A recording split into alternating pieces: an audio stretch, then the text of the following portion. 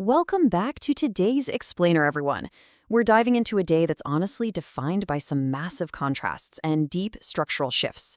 I'm talking about the events of Saturday, June 2026. It's one of those days where the ripple effects of geopolitics, technology, and, well, even the weather, are being felt across literally every sector of our lives. Let's get right into it. So here's the big question we're answering today. How do global conflicts, massive AI disruptions, and weekend sports spectacles all just collide in a single day? We're going to connect these seemingly totally unrelated news items into one cohesive narrative. Because, understanding this helps us grasp exactly what's shaping our hyper-connected world right now. Here's our roadmap for the Explainer today. First, global flashpoints, then the tech and AI shift, followed by domestic news and environment, and finally, weekend sports spectacle. All right, starting off with Section 1, Global Flashpoints and Markets. Okay, so following Israeli airstrikes in southern Lebanon and the Bekaa Valley, which Lebanese health authorities say killed at least 47 people, a renewed ceasefire between Israel and Hezbollah was established on Friday evening. But man, the ripple effect was immediate. In response to the fighting, Iran announced it was closing the Strait of Hormuz. Because of this really rapid escalation, those high-stakes U.S.-Iran nuclear talks in Switzerland, they were pushed back to Sunday. Vice President J.D. Vance actually headed to Switzerland on Saturday, aiming for just a day or two on the ground to push for progress right alongside U.S. negotiators Jared Kushner and Steve Witkoff. Now we're seeing a really stark contrast here between official claims and what's actually happening on the water. On one side, you've got Iran's military command declaring the Strait of Hormuz totally closed. But on the flip side, the U.S. military, specifically CENTCOM, is reporting that commercial traffic is continuing uninterrupted. In fact, 55 merchant ships went right through the waterway on Saturday, moving over 17 million barrels of oil. Meanwhile, just to add another layer to the upcoming Swiss talks, President Trump has threatened to slap U.S. tolls on this shipping lane if a final deal with Tehran isn't reached. And as you'd probably expect, here's what happens when you introduce that kind of geopolitical tremor to the global supply chain. $80.37. That's exactly where August futures of Brent crude landed, pushing right back above that $80 mark. The market is reacting directly to the escalation in Lebanon and the uncertainty in Hormuz, and it's reviving a massive geopolitical risk premium. But, the story doesn't just end with a price jump. Traders are actively weighing a signed U.S.-Iran memorandum against some pretty harsh physical realities out on the water. Even though ships are technically moving, the central channel of the strait remains totally blocked. The transit pace is super slow, largely because an estimated 80 naval mines are still sitting uncleared in the waterway, so the logistical bottleneck is very, very real. Moving on to Section 2, the tech and AI structural shift. According to some really interesting data from the Reuters Institute's 2026 Digital News Report, 10% of people worldwide are now using AI chatbots as a weekly news source. That's a huge jump from last year. But here's the absolute kicker. Only 4% are regularly clicking through to the original news articles. Think about what this means for publishers. This is a massive structural challenge for the whole journalism industry, considering their ad revenue and basically their survival rely entirely on those direct site visits. And these AI shockwaves, they're definitely extending to the stock market. It's perfectly illustrated by this staggering number, $2 trillion. $2 trillion.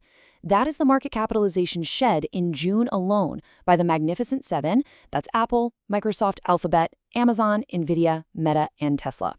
So, why are these giants bleeding so much value? In 2 words, capital absorption. We're seeing massive retail coordination over on social media, driving $370 million in net buying for SpaceX in its first week of trading alone. Small retail investors are treating SPDX like this once-in-a-generation opportunity. They're totally ignoring institutional warnings that it's overvalued, and they've pushed the price well past its $135 IPO. Combine that frenzy with OpenAI's pending S1 and a New York Attorney General's subpoena, and well, you've got an incredibly unsettled environment for large-cap tech. The money is literally moving from the old guard to the new frontier. But all this rapid tech expansion is putting a tremendous strain on our infrastructure. Get this, GitHub availability dropped to 88.4%. That translates to nearly 3 hours of daily downtime.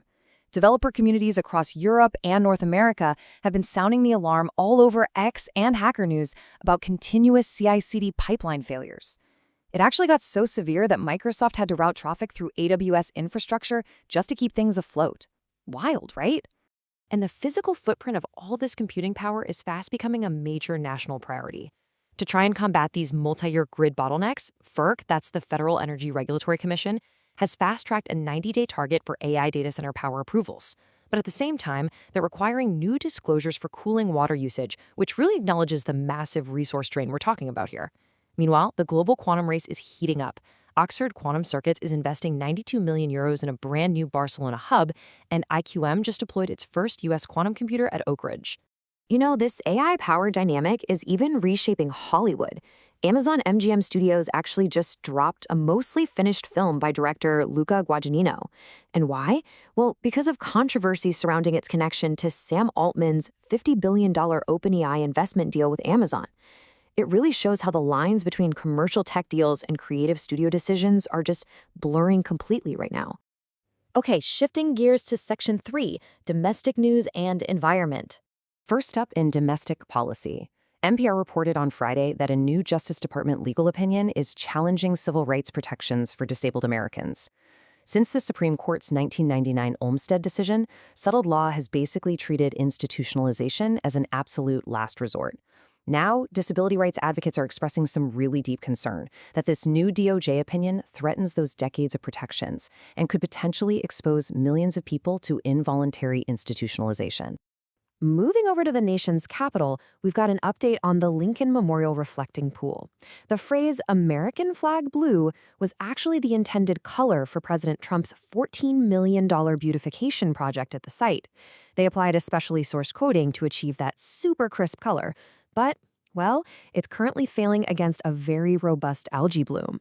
National Park Service staff have actually had to drag out vacuums to try and manage the bloom, which has kind of turned the pool a totally unintended shade. And for those of you down in the South, we are facing a severe dual weather threat this Father's Day weekend. A dangerous heat dome has basically trapped the Dallas-Fort Worth area, pushing heat indices to between 105 and 110 degrees Fahrenheit. At the same exact time, post-Arthur flood warnings remain highly active across the Gulf Coast and Southeast. The National Weather Service is strongly urging everyone in these regions to limit your outdoor exposure, stay hydrated, and please take a minute to check on your elderly and vulnerable neighbors. Let's wrap things up with Section 4, Weekend Sports Spectacle. Let's recap World Cup Day 10 because, wow, the action has been absolutely thrilling. The Netherlands rebounded from their opening draw with a totally dominant 5-1 rout over Sweden down in Houston. Then Germany secured their spot in the knockout round with a dramatic 2-1 comeback against Côte d'Ivoire.